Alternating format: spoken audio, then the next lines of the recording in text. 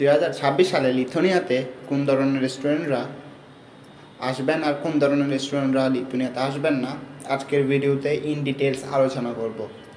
আমি ইউটিউব থেকে এমন আছি আপনাদের সাথে। আসসালামু আলাইকুম। সো প্রথমে আমি যদি একটু আলোচনা করি, আমরা দুই ধরনের স্টুডেন্টস পাই। একটা হচ্ছে যারা পড়াশোনা করার জন্য যায়, এটা হতে পারে ব্যাচেলর বা মাস্টার্সে। সেকেন্ডলি যারা ইউরোপে ঢোকার জন্য যায়, দ্যাট মিনস তারা কোনো রকমের কোনো একটা ভিসা পেলেই তাদের জীবন শেষ।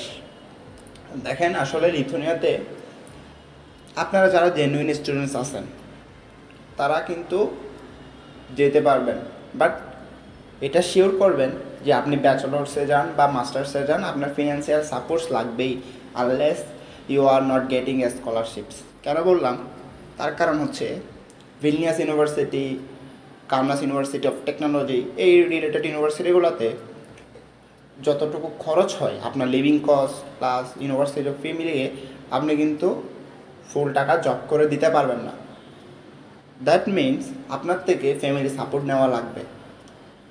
এখন আপনি যদি ফ্যামিলি সাপোর্ট দিয়েই লিথুনিয়াতে একটা ডিগ্রি কমপ্লিট করতে পারেন, তাহলে you are welcome in Lithuania. এখন আপনার অবস্থা এমন হয় যে ভাই আমি কোনো মতে চাইতে পারলে হয়, এরপর আমি আর্নিং করে টিউশনস ফিটা দিব বা পড়ালেখা চালায় যাবো, এরকম হলে হবে না ভাই।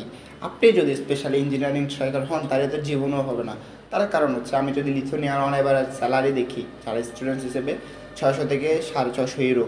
এখন পার সেমিস্টার আপনার খরচ আসবে 3000 3500। আপনার লিভিং কস্ট আছে অলমোস্ট প্রায় সিমিলার 400 থেকে 450। এখন আপনি এত টাকা কীভাবে দিবেন লিথুনিয়ার মতো একটা দেশে গিয়ে? সেকেন্ডলি আপনারা অনেকে আছেন যারা ভাবছেন ভাই এত কথা বলে লাভ নাই, আমার প্ল্যান হচ্ছে আমি লিথুনিয়াতে যাব, এক সেমিস্টার ব্যাচেলর বা মাস্টার্স কমপ্লিট করব, আমি ইতালি অথবা ফ্রান্সে গিয়ে অ্যাসলাম প্ল্যান করব। এমনটা আসলে ইজি না ভাই।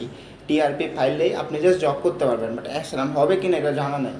এখন আপনি চিন্তা করে দেখেন, আপনি হচ্ছে ইউরোপে গেলেন, এখন আপনি লিথুনিয়াতেও গেলেন, আপনি হচ্ছে লিথুনিয়া থেকে ইতালি অথবা ফ্রান্সে চলে গেলেন, আপনি জব করতেছেন, সব কিছু ওকে, বাট আপনার অ্যাসলাম হয় নাই, তাইলে আপনাকে কিন্তু দেশে চলে আসতে হবে। আপনি কি এই জিনিসটা চিন্তা করেছেন কখনো? এখন ধরুন আপনার থেকে দেশে আসা লাগতেছে না, বাট আপনার আপনজন আছে দেশে, তাদের এখন ধরুন আপনি যে অন্য দেশে চলে গেছেন, বা আপনি ধরেন ভিলনিয়াস ইউনিভার্সিটি থেকে আপনি ইতালি চলে গেছেন ইউনিভার্সিটিকে ইনফর্ম না করে, এই যে ইম্প্যাক্ট যেটা পড়তেছে সেটা কিন্তু সমস্ত বাংলাদেশিদের জন্যই পড়তেছে। এই জন্যই রিসেন্ট টাইমসে বাংলাদেশিদের জন্য 60% বা 70% মার্কস বাধ্যতামূলক করেছিল লিথুনিয়া। এর আগে এসব রিকোয়ারমেন্টস ছিলই না। তার কারণ হচ্ছে লিথুনিয়াতে যারা যাচ্ছে ম্যাক্সিমাম জেনুইন স্টুডেন্টস না। সো আপনার থেকে এই জিনিসগুলো আইডিয়াতে রাখতে হবে। নাম্বার 4, কারো যাবে না লিথুনিয়াতে যারা হচ্ছে প্যারেন্ট থাকে হচ্ছে পিআর নেওয়ার জন্য।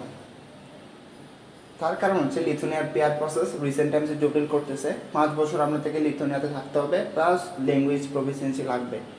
কিন্তু একটা নেগেটিভ ইস্যু হচ্ছে, আপনি যদি লিথুনিয়ান নাগরিকত্ব বা পিআরশিপ নেন তাহলে দেখা যাবে বাংলাদেশের টাকা বাতিল হয়ে যাবে। সো এই জিনিসটা একটু মাইন্ডে আপনারা রাখবেন। তারপর কোন ধরনের স্টুডেন্টরা লিথুনিয়াতে যাবেন? আপনারা